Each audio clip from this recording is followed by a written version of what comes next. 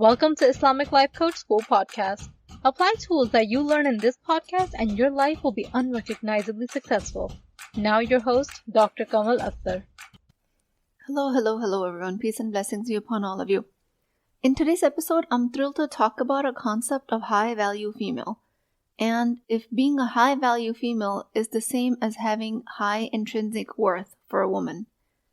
There was a time when a lot of videos were circling my social media pages, and a term that kept sticking out to me that was common in those videos was that of a high value female. So I decided to make it into a podcast because I want you guys as my listeners to know what these men were talking about in these videos when they were referring to the term high value female.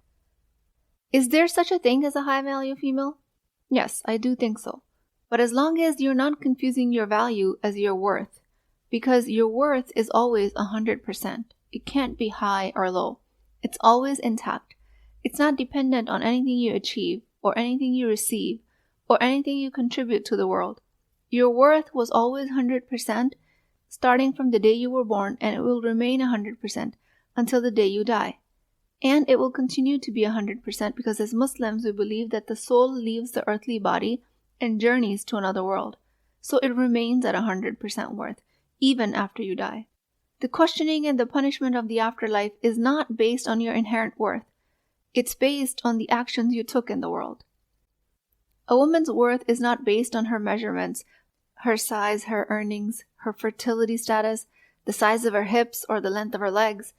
A woman's worth is not increased by meeting current acceptable standards of beauty, and it's not diminished if she doesn't meet them. One objection I get at this point is, how do some people enter paradise and others don't? If everyone has equal worth, then why are some people punished and others rewarded? I think this question stems from a misunderstanding when worth and value is used interchangeably when they're actually not interchangeable.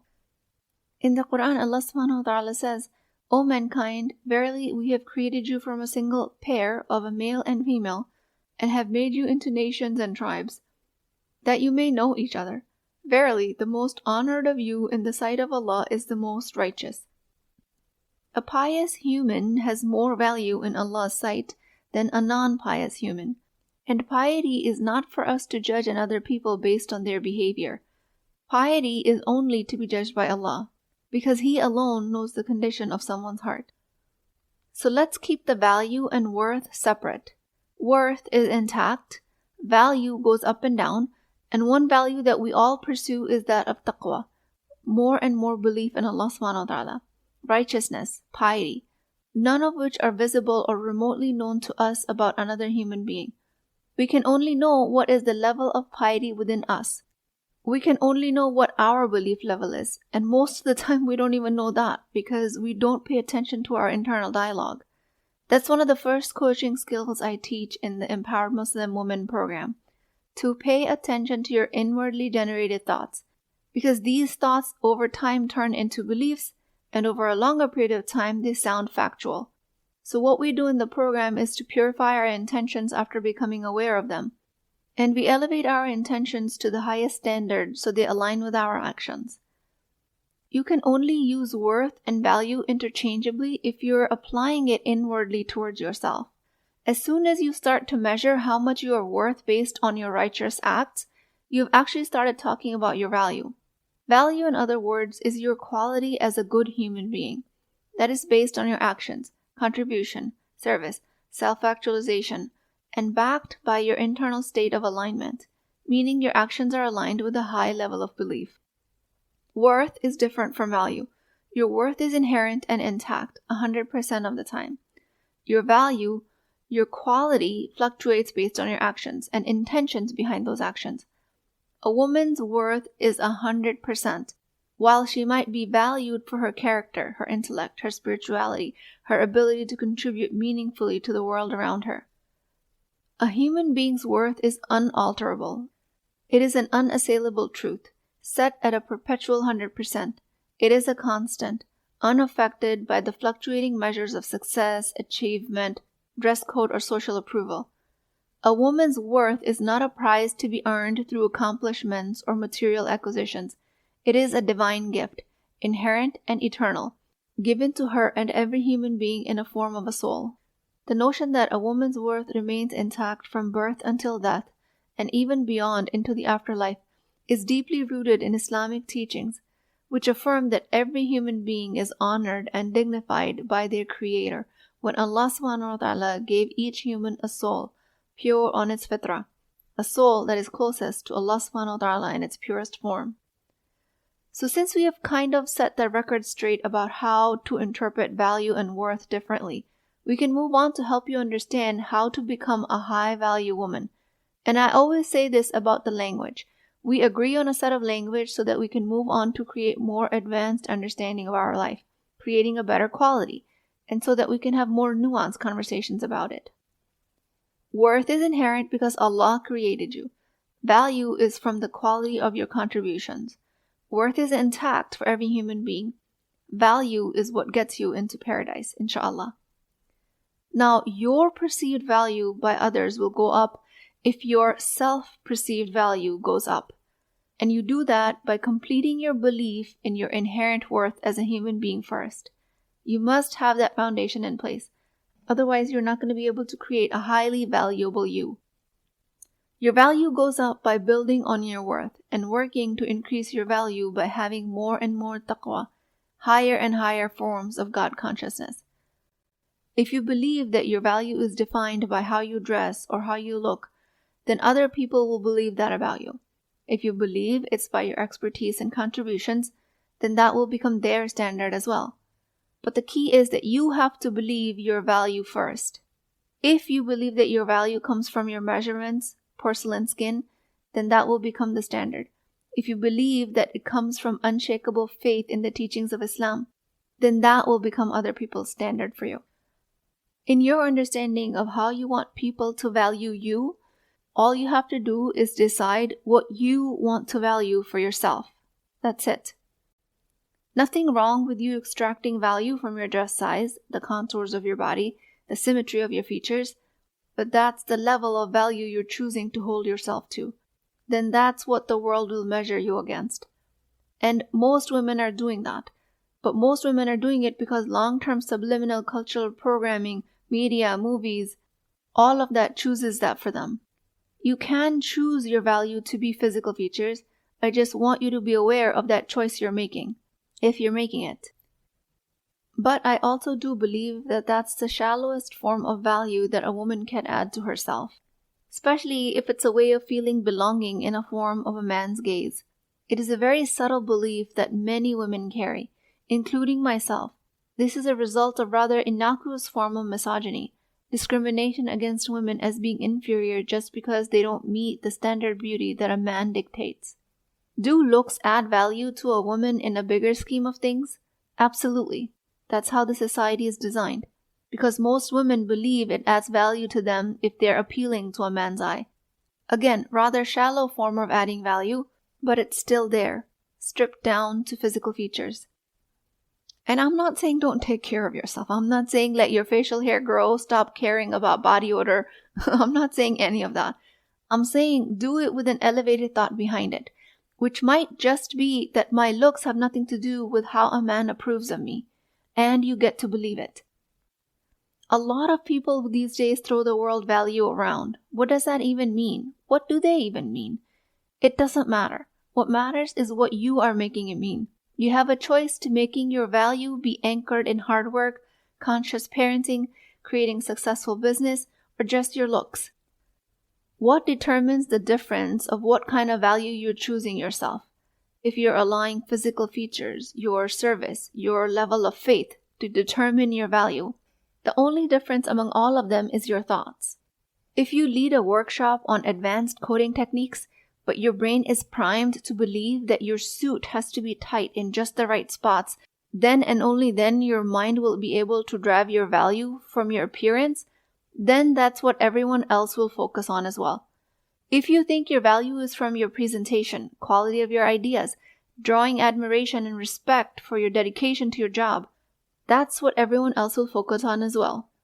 All you have to do is choose to believe that your contribution, your effort, your learning, and your skills bring you value. And that's what will come true. What you consider to be high value makes you a high value female. Whatever you choose, your brain will follow suit. Because the subconscious mind loves to create evidence for what the brain believes. Again, worth is inherent. It's always beyond the value you give to the world. Every human being is a masterpiece of divine creation. Just this perspective alone is a powerful antidote to the relentless judgment imposed by the contemporary beauty standards. Quranic verse, لَقَدْ خَلَقْنَا الْإِنسَانَ فِي أَحْسَنِ تَقْوِيمٍ. Indeed, we created the human being in the best design. Surah At-Tin, Ayah 4. This design transcends physical form, because in the very next verse, Allah subhanahu wa ta'ala says that despite this design, there is a possibility of human beings to descend into the lowest of the low. How is it that with the best physical attributes, you can be regarded of the lowest of the low form? That's when you choose low values for yourself. The word taqweem used in this ayah, based on qaf, waw, mim, the 3 Arabic alphabets, signifies an upright character and spirit. Your one true nature, that is your soul, crafted in the highest form. But your stature in the universe is ultimately determined by your actions and choices, by your adherence to the path of righteousness in the face of challenges. This narrative of being created in the best of design, but having the potential to be low, is the testament to your inherent potential as a human being. Because making the choice and aligning your life with the spiritual and high moral blueprint is what defines you. And these values is what I'm trying to emphasize here. Given that the worth of a human being is always 100%, your inherent worth is intact. You have the option of creating the value you want to contribute towards the world, and that fluctuates. That could be your contributions, sincerity behind your actions, and actions are always merited based on their intentions. And that's the race here. I believe what makes a high-value female is the standard of her intentions behind her actions.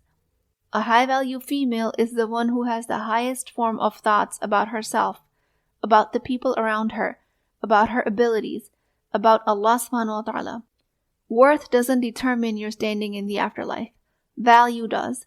And the value you contribute to the world can go up and down based on the righteousness of your actions. Consider the full inherent worth to be a factual statement, something that Allah subhanahu wa ta'ala has already declared in your favor. And He has said that He has made human beings in the best design. You don't get to argue with that with your self-limiting internal dialogue. If you were considering your inherent worth to be more or less than 100%, it's because of your thoughts. It does not change the fact of the statement. This sanctuary of a belief that your self-worth is always intact is liberating and empowering.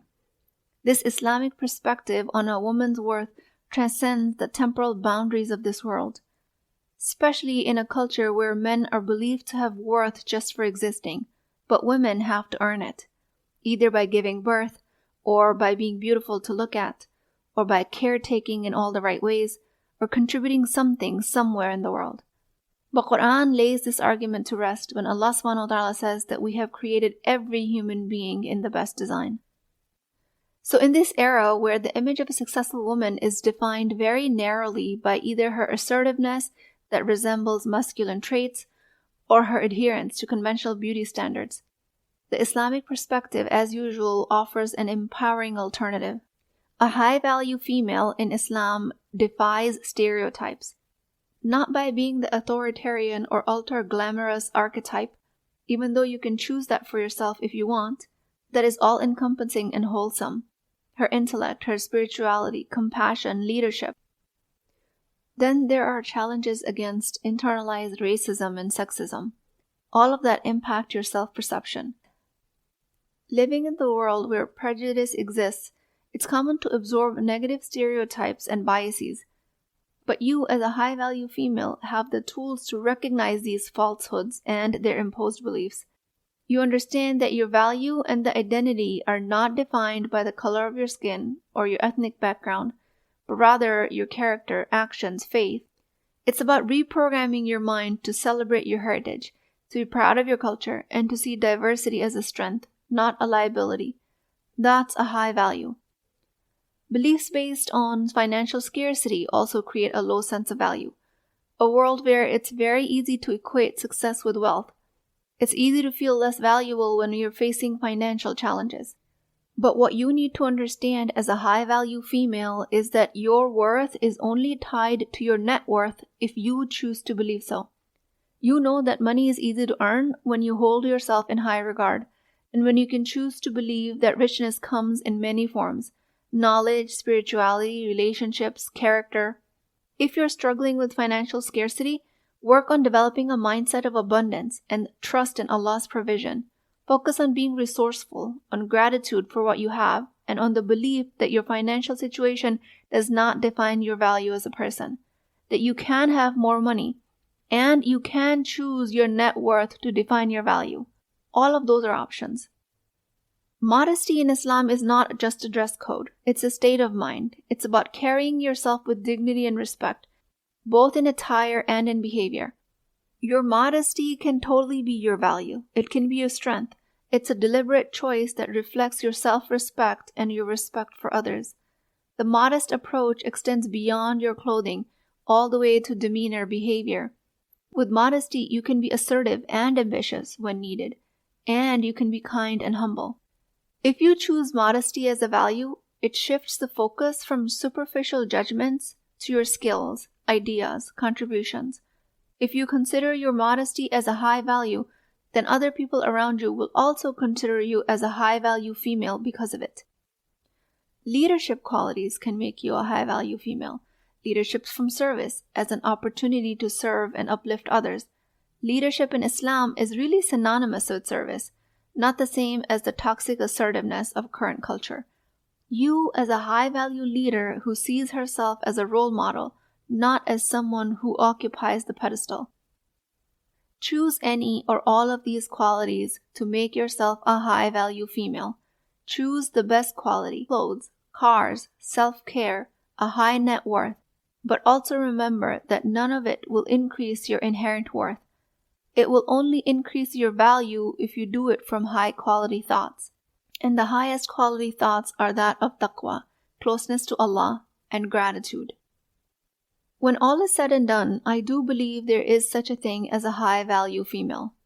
But if the term high-value female stirs in you a desire to be seen by others, acknowledged and respected, this will leave you burned out and consumed because you have based your high value on others' opinion of you. A high value of a woman does not come from societal validation, but rather from self-validation. You could be a leader in your community, a nurturing presence in your family, or a trailblazer in your professional field. But if you delegate your validation on others because of these qualities, you have lost your value. Whether you choose a hijab or a miniskirt, business suit or PJs, your worth remains constant and your value comes from your belief in yourself. I personally have decided to consider my value in my practicing of Islam, my practicing minimalism, not just in material possessions but in my thoughts and actions, value in having financial independence. I have decided my hard work, my dedication to my family, my constant striving to improve my prayers makes me a high-value female. I also choose to dress nicely, wear makeup and jewelry when needed. I laugh silly and I cry ugly when the situation calls for it. And the unapologetic nature of my choices makes me a high-value female. I encourage each and every one of you to ponder what being a high-value female means to you. It might be in your relentless pursuit of knowledge, your dedication, your commitment to the family or the community. It could be your wardrobe, your makeup collection, your social media following. You, the authoritative boss lady or parent that you are. Whatever it is, let it be chosen with awareness. Engage in continuous self-reflection and grow from your mistakes after istighfar. If you have chosen values from low-quality thoughts, it's never too late. Because you will make mistakes. It's not a matter of if, it's a matter of when. When you do make a mistake, consider yourself a high-value female for asking for forgiveness. Value is the unwavering belief that you're capable and deserving, 100% worthy regardless of external validation and regardless of your mistakes. This confidence is rooted in faith, in the understanding that you are the creation of Allah, each with your unique purpose and potential. Allah's mercy is always with us, even if we make mistakes. A high-value female knows that her value is not contingent on perfection, but rather on her effort. And she also knows that the worth is never contingent on anything. She knows that her effort involves recognizing her strength and embracing her flaws, not as failures but as opportunities for improvement. Being a high-value female is about setting boundaries that respect your values and walking away from situations that unsuccessfully try to diminish your worth. With that, I pray to Allah subhanahu wa ta'ala, O Allah, the Creator and the Sustainer, you have endowed us with the pure soul with inherent worth, unchanging and divine. Help us choose our values consciously as well. Help us, Ya Allah, to enhance our value through actions that reflect taqwa and sincere intentions. Let us not be swayed by appearances or fleeting validations, but rather let us find strength in your divine guidance through our faith. Protect us from any force that seeks to diminish our worth. Instill in us the wisdom to value ourselves with the only things that align with your pleasure alone. Ameen Ya Rabbal Alameen. Please keep me in your du'as. I will talk to you guys next time. If you're interested in getting coached by me, I'm offering a very affordable opportunity to do that with Wisdom Wednesdays. This is not a course, not a lecture. This is an opportunity for live coaching, real change with Islamic adab and etiquette. You do not need more information. You actually need a space to create change. At $19.99 a month, which is the price of takeout dinner, you as a Muslim woman will create confidence, intimacy, and connection without shame or fear of judgment, because your privacy is my highest priority. So join at www.islamiclifecoachschool.com, resources, Wisdom Wednesdays. I'll see you inside, inshallah.